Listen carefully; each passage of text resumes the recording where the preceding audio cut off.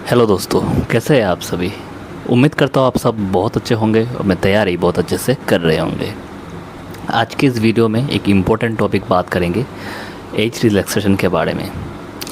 बहुत सारे बच्चों का मैसेज आता है, सर एज रिलैक्सेशन का अपडेट क्या है, एज कट ऑफ का अपडेट क्या है, जो कोर्ट केस हुआ था इसके बारे में क्या अपडेट है, और आपने इस टॉपिक के ऊपर वीडियो करना क्यों छोड़ दिया। स्टूडेंट के साथ हुआ है धोखा दोस्तों, बहुत ही बड़ा धोखा। हर एक चीज़ जो है मैं आपको बताऊंगा पूरी शुरुआत से। और जब मैं ये चीज़ समझा तब मैं थोड़ा चुप था। मैं सोच रहा था कि शायद कोई एडुकेटर, कोई बड़े एडुकेटर या कोई टीचर जिन्होंने ये मुहिम शुरू किया था वो सामने आके स्टूडेंट को कुछ बताएंगे। और मैंने जैसे कि आपको पहले ही बताया था कि जो भी हो मैं एक फ़ाइनल चीज़ जो है मैं आपको बताऊंगा, और आज वो फाइनल चीज़ जो है मैं बताने के लिए आया हूँ। मैं आगे ये भी बताऊंगा कि जिनका एज ओवर हो चुका है आने वाले टाइम में आप कौन कौन से एग्ज़ाम्स आप टारगेट कर सकते हो।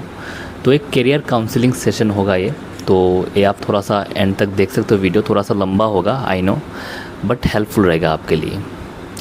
दूसरी चीज़ मैं आपको बताना चाहता हूँ, अगर आप इस चैनल पे नए हो तो ज़रूर इस वीडियो को लाइक कर दीजिएगा। इस वीडियो को स्पेशली मैं नहीं बोलता शेयर करने के लिए, बट इस वीडियो को मैक्सिमम शेयर करना, क्योंकि ये वीडियो जितना वायरल होगा, जितना लोगों के पास जाएगा, उससे क्या होगा ना, ये जो पॉइंट है, जो स्कैम हुआ है ना, ये चीज़ जो है ये एक्सपोज होगा। और उससे क्या होगा कि लोग और जितने भी स्टूडेंट हैं वो एक होंगे, और इससे आपको फ़ायदा होगा। जो भी इससे अफेक्टेड है आपको फ़ायदा होगा।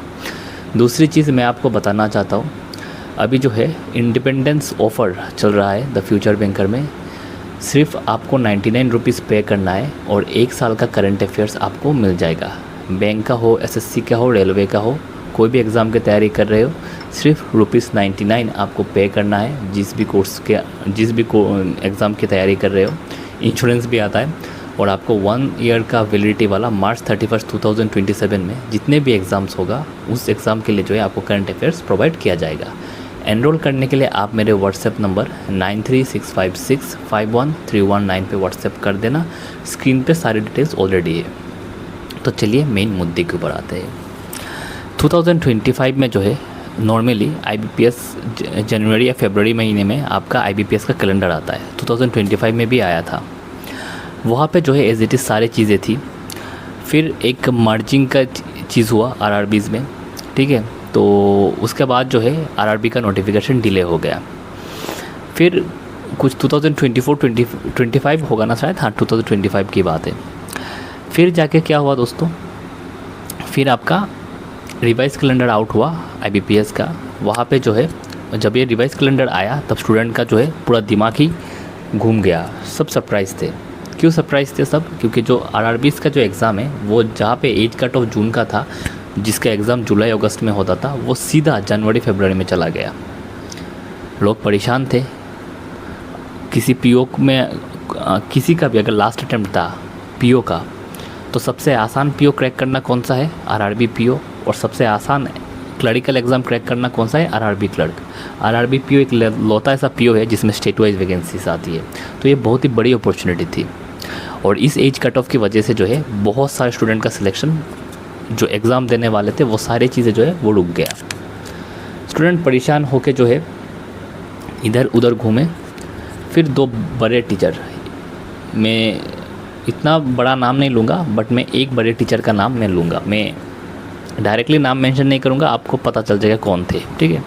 एक बड़े टीचर आगे आए, उनको मैं बहुत पहले से मैं उनको फॉलो करता हूँ, उनको देखा, वो बहुत ही अच्छे पढ़ाते हैं। तो पहले वो आए, उसके बाद उनके साथ साथ जो है एक और बड़े टीचर आए, और उसके साथ साथ हम भी उनके साथ जुड़ गए, ठीक है। हमने भी वीडियो किया, बहुत सारी चीज़ें की, और बहुत एडुकेटर ने वीडियो किया इसमें, ठीक है। तो उसके बाद जो है क्या हुआ, एक ग्रुप बना टेलीग्राम पे।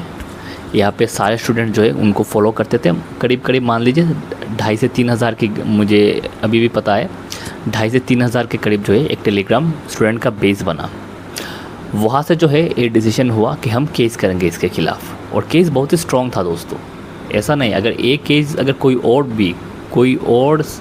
कहीं पर भी आप लड़ लेते ना पर्सनली, तो डिसीजन आपके फेवर में आना था। क्यों आना था आपके फेवर में?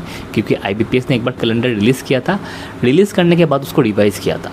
अगर ग्राउंड आपका ये होना चाहिए था कि हमने तो वो कैलेंडर देख के कोर्स में एनरोल किया था, अलग अलग तैयारी छोड़ी थी, जॉब छोड़ी थी वो एग्ज़ाम के लिए, बट आपने अहम मोमेंट में उसको रिवाइज़ किया एग्ज़ाम से 2 महीने पहले। इससे क्या हुआ, आप एज कट ऑफ सेम रखिए, पॉइंट है ना, आप एज कट ऑफ सेम रखिए, एग्ज़ाम भले ही आप 1 साल बाद लीजिए, बट एज कट ऑफ आप 1 जनवरी रखिए। बट आरआरबी ने वो नहीं किया। आरआरबी ने किया नवंबर के 1 तारीख को रखा आपका एज कट ऑफ, तो वहाँ पे आरआरबी की सबसे बड़ी गलती थी। और ये जो टॉपिक है, ये जो मुद्दा है, ये किसी ने ठीक तरह से पकड़ा ही नहीं। क्यों? क्योंकि बच्चों के भी समझ में आ रहा था। आज जब सारी चीज़ें एनालाइज होता है तब जो है ये सारी चीज़ें जो है वो सामने आता है।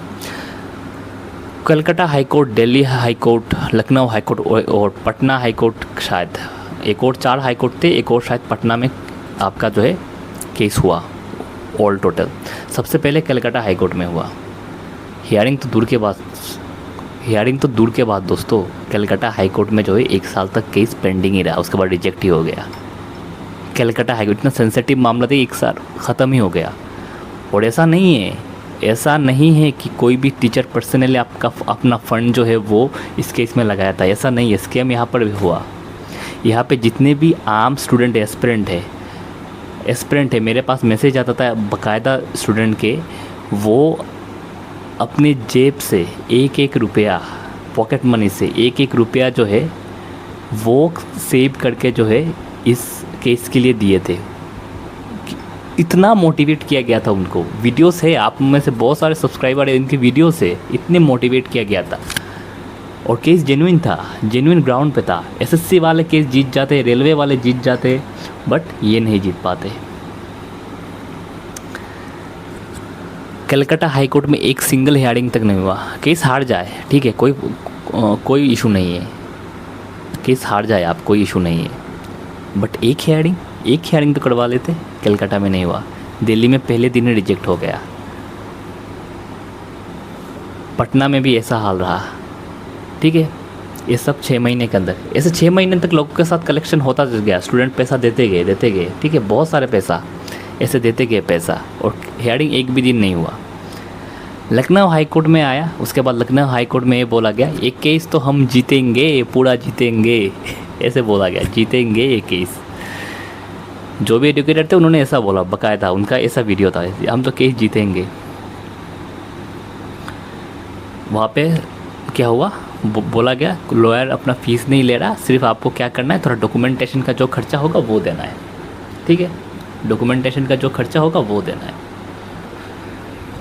करीब ये सारी चीज़ें करके जो है फिर पूरा 1 साल तक आपका जो है फ़ंड कलेक्ट हुआ। जिनके अकाउंट में फ़ंड कलेक्ट हुआ वो बीच रास्ते भाग गए, ग्रुप छोड़ के, ग्रुप छोड़ के उन्होंने नहीं किया ये सारी चीज़ें, ठीक है, ग्रुप छोड़ के भाग गए। इतना सारा चीज़ जो है ये इन सारे दरमियान जो है इतना सारे चीज़ हुआ। उसके बाद एक मैसेज आता है, मैसेज में लिखा जाता है, क्या लिखा जाता है बेटा, कि जो एजुकेटर है वो लिखते हैं कि अभी इस ग्रुप के साथ हमारा कोई ताल्लुक़ नहीं है, इतना अगर आपने 3000 स्टूडेंट को इकट्ठा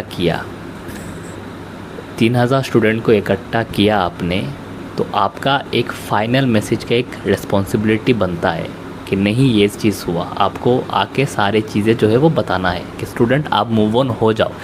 इतना साहस आपके अंदर होना चाहिए सर, हो जाओ मूव ऑन, एक केस हम नहीं जीत सकते।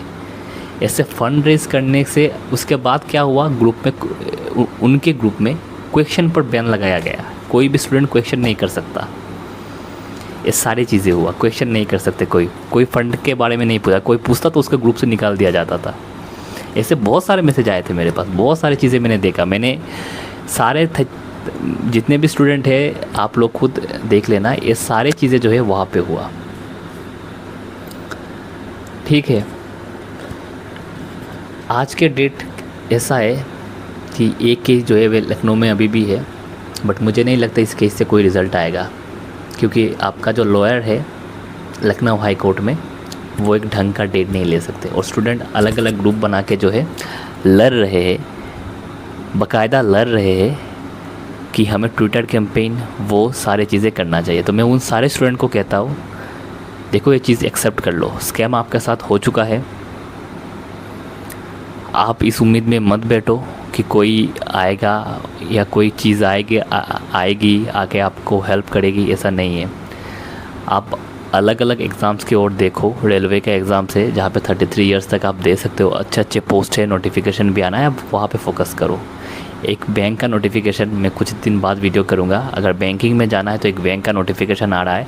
वैकेंसीज़ तो अभी इतना नहीं मिलेगी, देखो ये तो आपको भी पता है। अगर अच्छी वैकेंसी चाहिए तो रेलवे में जाओ, और अगर आप बैंक में जाना चाहते हो तो 30+ के लिए इतनी वैकेंसीज नहीं आएगी, ठीक है। 32 इयर्स वाला एक और नोटिफिकेशन आने वाला है बैंक पीओ का,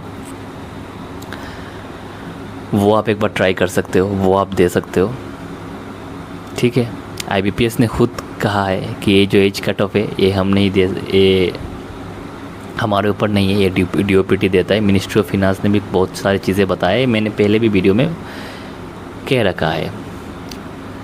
जब मैं ख़बर लेने जाऊँ तो लॉयर जो अपॉइंट किया है उनका भी तबीयत ठीक नहीं रहता, और वो भी जो है डेट्स वगैरह जो है कोर्ट हेयरिंग का जो डेट्स होता है वो भी वो टाइम पे नहीं ले पाते। अल्टीमेटली जो है ये सारे चीज़ें जो हुआ, ये सारे चीज़ें एक मैं स्कैम ही कहूँगा, पूरी चीज़ें जो है स्कैम ही कहूँगा, क्योंकि सबको पता था कि इसका अंजाम क्या होगा। हम जिस एक जगह अच्छी तरीके से केस करते, आप अच्छे वकील के साथ केस करते, सब जाते, सब सपोर्ट करते, है ना। बट आपने किया क्या, आपको सब चीज़ें पता थी, आपने क्राउड फंडिंग किया, क्राउड फंडिंग करने के बाद एक टाइम बाद आपने ग्रुप छोड़ दिया। आपने तब तक क्राउड फंडिंग किया जब तक किया जा सकता था, जब स्टूडेंट को समझ में आ गया तब आपने बोला मैं नहीं जानता कुछ। आप ग्रुप में साइलेंट हो गए, ग्रुप से जो क्वेश्चन पूछता था उसको रिमूव कर देते। आपने सोचा क्वेश्चन पूछेंगे, लोग भूल जाएंगे, सारी चीज़ें होगा, ये सारी चीज़ें ऐसा नहीं करना चाहिए था सर, ऐसा नहीं करना चाहिए था। पैसा आपके पास बहुत है, बहुत चीज़ें हैं, बट ऐसा नहीं करना चाहिए था। और जितने भी उस ग्रुप के एडमिन से, मैं किसी ग्रुप का नाम नहीं ले रहा हूँ, बट जो भी उस ग्रुप्स के एडमिन थे, ये आपका भी हक बनता है। आप लोग बोलोगे कि मैंने तो सारे चिट्टे, सारे जो एक्सपेंडिचर शीट्स है वो हमने दिया था, वो सारी चीज़ें किया था, बट जिस अकाउंट में पैसा गया था वो क्या अभी ग्रुप में है? जो एडमिन था है क्या वो ग्रुप में? छोड़ दिया ना उसने, उसका पैसा कहाँ गया? वो कौन था? मिलते हैं अगली वीडियो में ऐसे इन्फॉर्मेशन के साथ। Thank you.